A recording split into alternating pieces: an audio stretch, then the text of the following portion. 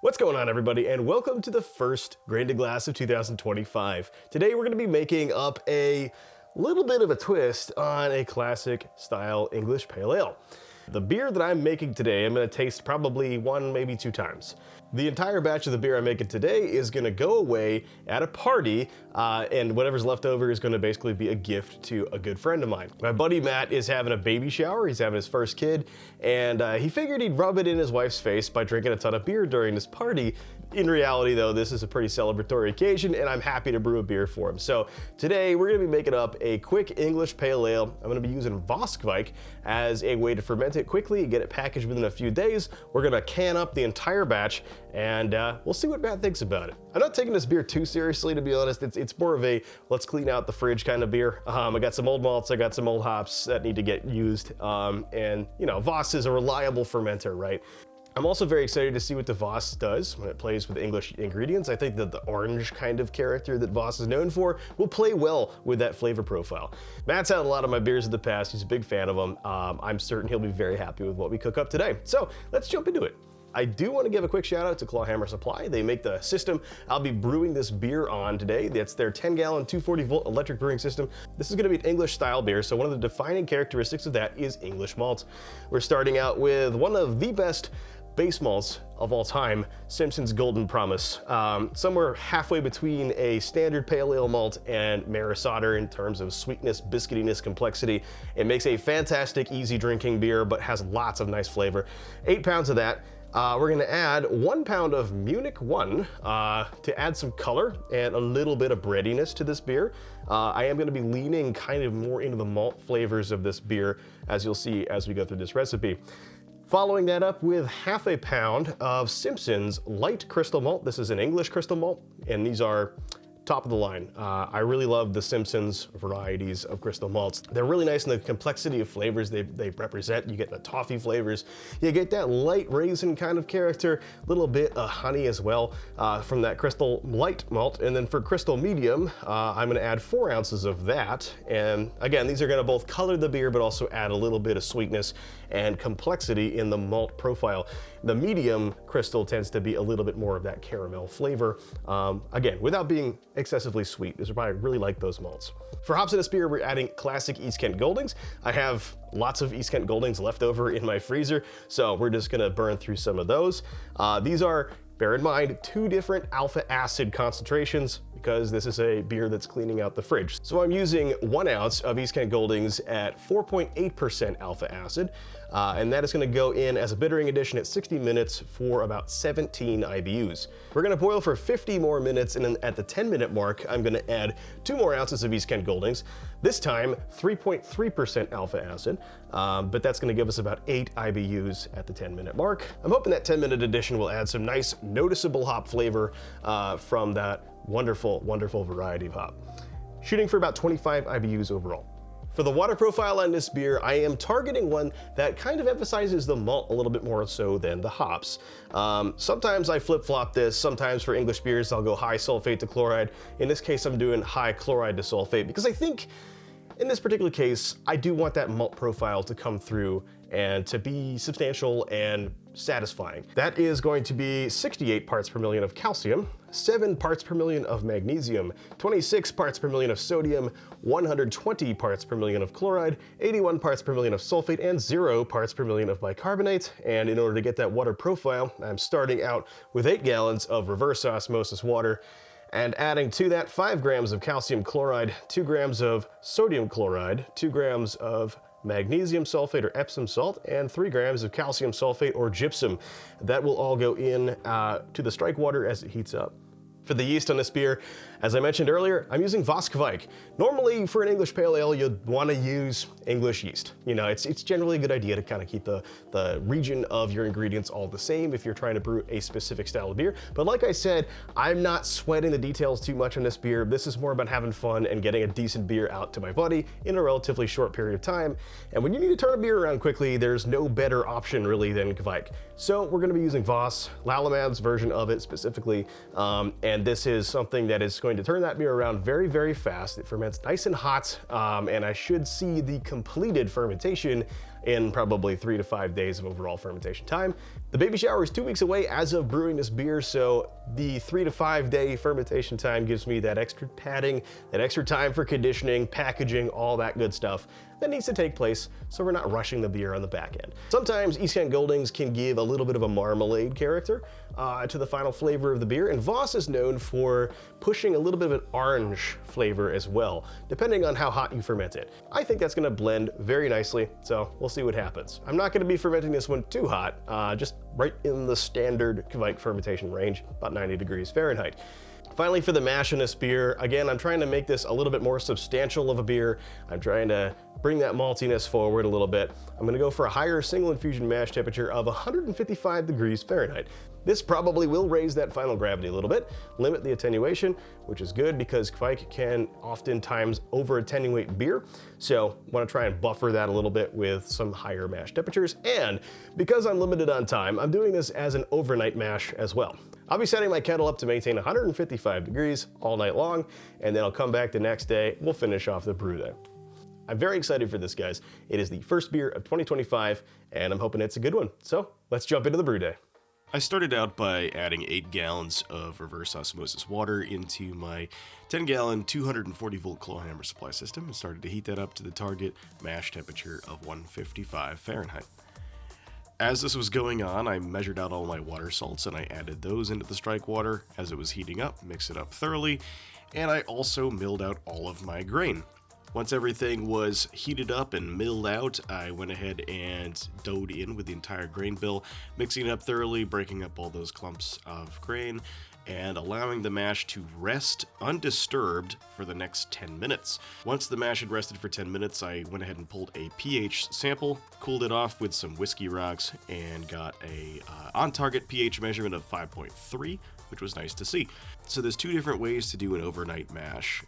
What you can do is either leave it at the set temperature overnight and it'll go for the entire time at 155, for example, or if you have a programmable controller like the Blickman Brew Commander, like I do here, you can program in a 60-minute mash and a mash out step to automatically occur after that. And then if you set it to go back to the original mash temperature, then it won't sit too hot overnight. And that's what I did here. So I just did a 60-minute automatic mash at 155, a 15-minute mash out at 170, and then after that it fell back down to the mash temperature for the rest of the overnight process. The next day I came back and I found the mash sitting at 155 completed. I pulled out the grain basket, let that drain for about 15 minutes, heated up to a boil, and then added my first hop addition, which was 1 ounce of East Kent Goldings at 60 minutes. I then let the boil continue for another 50 minutes, and then at the 10-minute mark I added 2 ounces of East Kent Goldings and also some Whirlflock and double the normal amount of yeast nutrient that you would otherwise use for a beer, because this is KVEIK.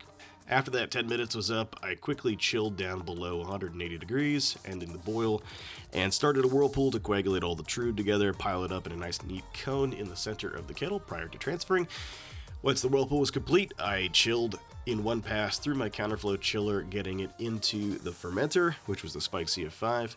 I then set the fermentation target temperature to 90 degrees. At this time, I pulled a gravity sample to check my OG. I found it to be 4 points higher than planned at 1052, which is just testament to how efficient an overnight mash can really be. And then I pitched my 1 packet of VOSS KVEIK and allowed it to start fermentation. For fermentation on this beer, it is a very simple process, although not as simple as perhaps some people would lead you to believe. KVEIK is not some sort of magic bullet that solves all your problems for you. You do have to treat it properly to get the most out of it. Chiefly, that just involves making sure you're giving it extra nutrient. In higher gravity worts, about 1060 and up, KVEIK is very happy. This is kind of how it evolved in these high gravity worts. When you use it in a lower gravity wort though, it does need some help. So ideally, doubling the amount of yeast nutrient you would otherwise put into your beer is going to be critical here. This is gonna help the KVEIK actually do the fermentation properly and not have any sort of related off flavors from that process. There's a lot of literature out there that will tell you to also underpitch it, and it will tell you to pitch it really hot, ferment it really hot. You can do with that what you please. For these highly commercialized versions of Kveik, I would recommend pitching them about 70 to 90 degrees Fahrenheit and then fermenting them between, about 90 to 100 degrees Fahrenheit. This will get you the best blend of performance and also speed of fermentation. The flavors that come out of this temperature range generally are what you're after when you're selecting the particular strain of Kveik. Something that's a little bit less important for the Kveik, but still is important in general brewing, is to, put some work and some effort into ensuring your wort gets adequately aerated, whether that's splashing it sufficiently or injecting direct oxygen into the wort. Whatever your methods may be, Kveik will appreciate that just as much as the next yeast. As long as you're still treating Kveik like a regular brewer's yeast and taking care of it, it will do what you expect of it. Don't feel like you have to do things this way. It's just my recommendation to you based on my own personal experience. Your mileage may vary. Real quickly, if you want to use a proper English yeast for this beer, which I do recommend if you want to take the time to ferment it out a bit longer, the English yeast that I would recommend for this particular recipe would be the Fuller strain, Wyeast 1968, WLP 002, or Imperial Pub. All of these are excellent options. They're fast fermenters, they're reliable fermenters, and they drop out super clear and clean. I really like the way that they also push the malt profile. And again, that's kind of where my head's at here on this one. Yes, I did add 25 IBUs of hops, but I'm hoping to soak up the maltiness of these lovely English malts. And Fuller strain is gonna do exactly that, what you need for it. There's plenty of other English yeasts out there depending on what you want out of the recipe. If you want it to be drier, a little bit crispier, maybe Nottingham would be the answer for you there. If you want it to be a little bit fruitier, then London Ale 3 is a good option as well, or London Fog. The diversity of the flavor profiles of English yeast is pretty amazing. So it's not all just, the blue packet from Fermentis, right? There's a lot more out there, and I do recommend exploring them if you got some time for it. But for where I'm kind of trying to take this recipe, I'd recommend the Fuller strain. All in all, I'm hoping the beer is done pretty quickly. So what I'm going to be doing is fermenting this one at 90 degrees for the entirety of the fermentation. Should take only about 3 to 5 days. Should not be a particularly long process. Once that's complete, I'm going to go ahead and transfer it into a keg, and I'll get it carbonated up. And then, because I'm taking this over to a friend of mine and leaving the rest of the beer there with him, I'm actually going to can the entire batch. And so I'm thinking maybe I can go through my canning process in this video. As I mentioned in my 2024 year in review, I got some nice packaging upgrades, so I'm excited to try those out, and this is a good beer to do that with, I think. So I'll catch you guys when it's that stage in the process. Until then, cheers. Fermentation for this beer, unsurprisingly, went very fast. The first reading I took was only 2 days in, and it had already hit the final gravity of 1015 at that point. I confirmed that 2 days later, seeing no further progress, found the beer was finished at 4.9%, which was right on the money as far as where I wanted it to be. Shortly after confirming the final gravity, I did a close transfer into the keg, adding about 3 grams of ascorbic acid in the process. Over the next few days, I allowed the beer to carbonate and clarify in the keg, and then I canned it. So here is a quick overview of the canning process. So for me, it's important to have everything all in one place, so I set up a workstation on my fermentation fridge with the keg, the CO2 tank, the Duofiller, and the Cannular Pro all next to each other. And there's also a bucket of sanitizer at my feet with the cans in it. The first step is to program the Duofiller for the particular carbonation level and volume of cans. So I'm using half-liter cans provided by Kegland here. It's important they're sanitized. So as soon as I sanitize it, I put it on the Duofiller and we start the calibration process. Long press until you get a flashing blue light, and then short press once to begin the fill process. It will start with a 6-second CO2 purge, and then it'll begin to fill the can. This will take about usually a minute or so. With my particular beer here, it took about 1 minute and 15 seconds. Once you see the desired fill level, short press one more time, and it is programmed for this particular beer. Removing the beer can will then save the configuration. So now, for the next can and every can afterwards, it will rely on the pressure sensor inside the Duofiller to automatically stop the fill level at the exact same level on every single can. This is so awesome because of the consistency. So as you can see now, I'm filling the can and it automatically stops at the right level. Then I can take this can off and weigh it to confirm that it has a consistent level in it, usually around 510 grams. I got anywhere between 510 and 518 grams in this batch. Following that, take it over to the Cannular Pro and simply can it. I love the simplicity of this machine. Just one button press and I get a perfect and consistent can every single time, and with a consistent seam.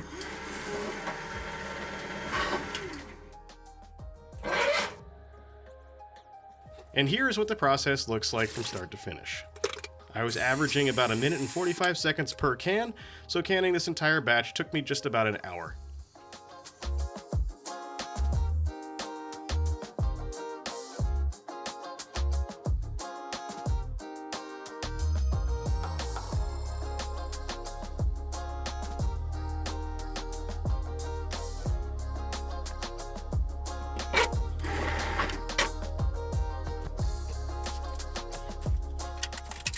All in all, I got about 30 half-liter cans out of this, which makes sense considering some samples were taken prior to the canning run.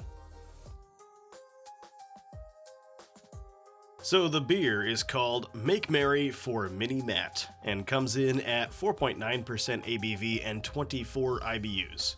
I quickly whipped up a batch of simple labels for the beer using some mailing labels and Canva.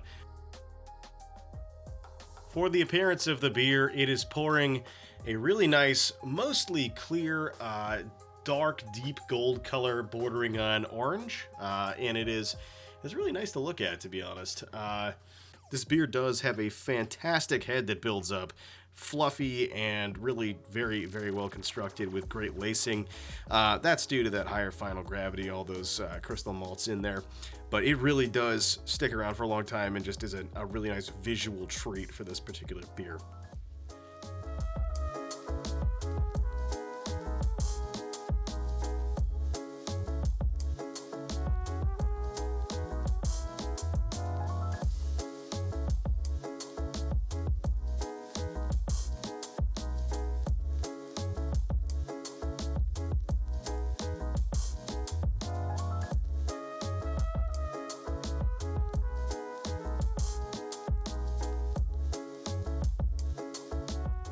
All right, so let's go in for aroma.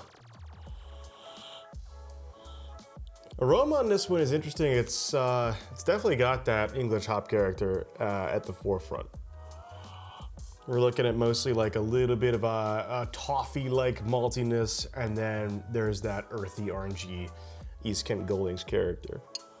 There's also a very interesting little bit of like a minty note almost on this as well, which I think it might be coming from the hops. I'm not totally sure. Let's go in for mouthfeel now. The mouthfeel definitely is kind of what I was going for, that fuller feeling mouthfeel. It's kind of trending more towards the medium side of things, but it is, yeah, I'd say medium full. It is very soft though, very smooth mouthfeel, very, just like, no, there's no edges to it. It's just got that kind of nice roundness to it, that warmth. That is exactly what I wanted out of that higher chloride to sulfate ratio.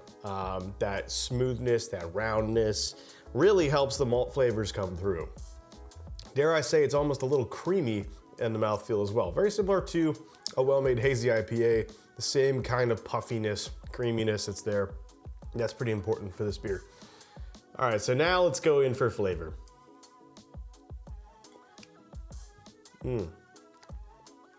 The flavor on this one trends mostly towards the English hops. I'm getting a lot of English hop character. Again, that orangey, earthy, herbal kind of almost minty character. Same stuff you got in the aroma. That's all coming through with the hop note.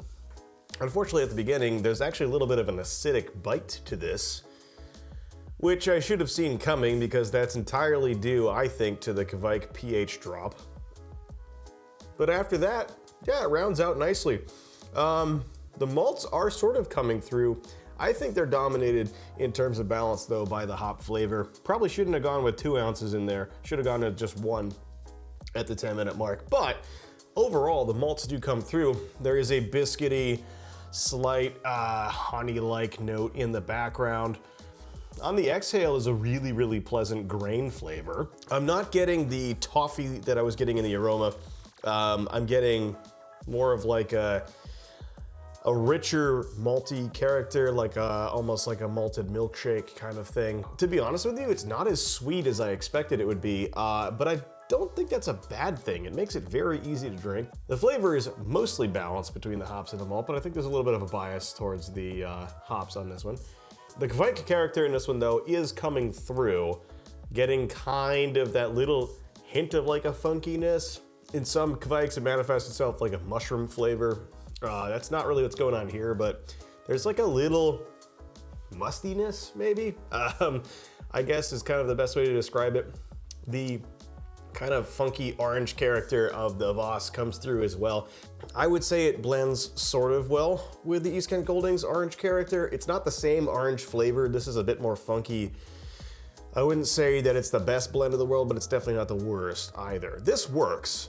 It's definitely not my best beer though.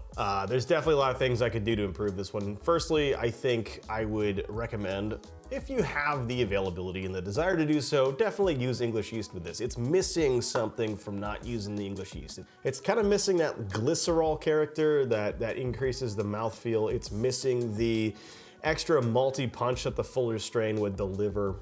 And that weird orangey funkiness kind of feels a little out of place. But that's just me talking. Your preferences may be different. I would also recommend pulling back that flavor hop addition. I'd say maybe 1 ounce of East Kent Goldings there is about as far as you want to go, if you even want to do that one at all. If you're trying to focus on the malts like I said I was going to, adding 2 ounces of hops at the 10-minute mark isn't really the best strategy. Wow, who knew? But I needed to get rid of those hops anyway. They're definitely not old. It's not giving me any sort of like beta acid oxidized hop character, which is nice, but I did need to get rid of them.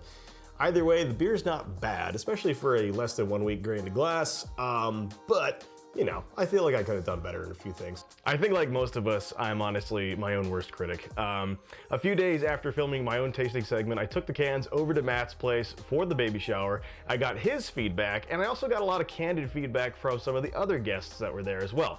All of it turned out pretty positive. Granted, very few people have bad things to say about free beer, but it was good to get the feedback from folks. Also, Matt might have had a few before even delivering his own feedback, but I thought it would be kind of fun to capture anyway. It was a pretty loud party, so some of the audio is a little rough, but hopefully you guys can make out what everyone's saying. This is honestly the best gift for a baby shower ever, so let's see how it is. Thanks, Steve. Cheers.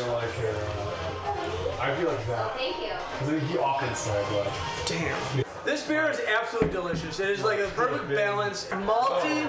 I taste a little bitterness. This is delicious. It's nice. Like this is so. I don't know how to speak beer, but it's the best pale ale, English pale ale I've ever had. Delicious.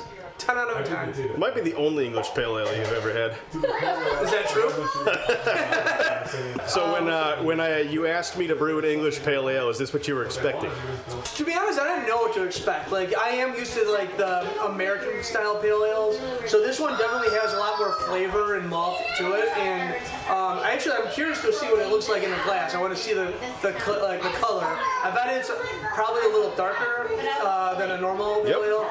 I can see the overlaps, but this is like absolutely delicious. I prefer this over any American pale ale. That's for sure. Okay, awesome. Well, I found a new beer style you like. That's true. Usually I like the brown ales, the Marzens, and things like that. Like, I mean, I'm gonna be on the lookout for some other ones. That's for sure. But awesome. This is really good. All right, thanks, Matt. Hey, Matt, you want to tell them what you do outside of appearing in my videos? Yard Games Row. Give it a follow. Beer and yard games go hand in hand. Cornhole with a Make Merry for Matt, Mini Matt. This is the perfect beer for playing some bocce ball.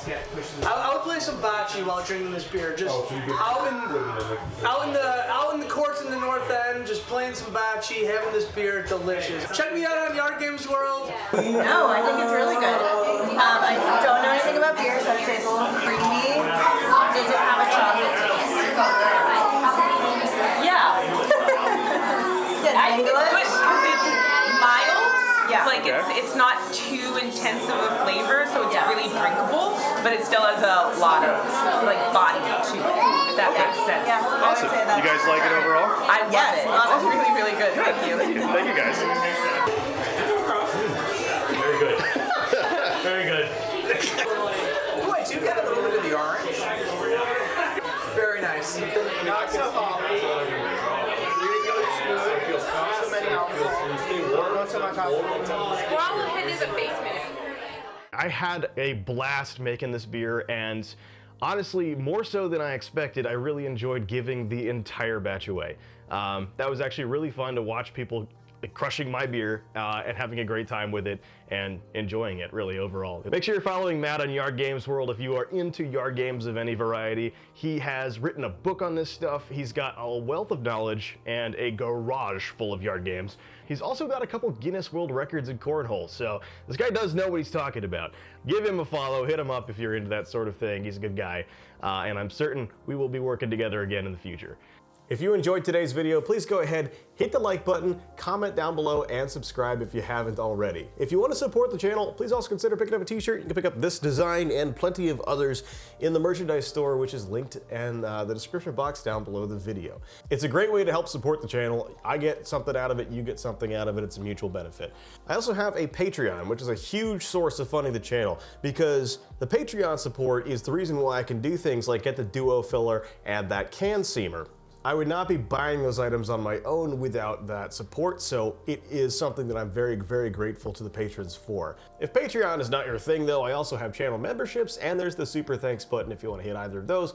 They're quick and easy ways to help support me as well, and I do greatly appreciate it. I also have an Amazon store where you can find all of the recommended homebrewing equipment that I have, my channel production equipment, all that stuff. If it's available on Amazon and I've used it, it's gonna probably be on that store, so check it out if you're curious. Also, please follow me on Instagram and Facebook if you want some more frequent content besides YouTube. I'm pretty active on those platforms, all things considered, so feel free to check them out.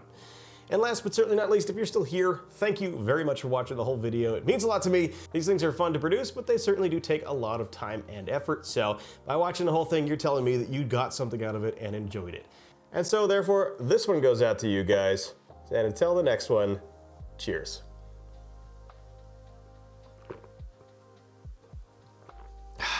So when you asked me to brew an English pale ale, is this what you were expecting? I only expect the best from the apartment brewer. Oh my God, dude. Stop blowing smoke up my ass. And he let me down. No. That's going in. And he lives up to his name time and time again. This is when you said I don't even live in an apartment, man. I don't even live up to my name at all. True story.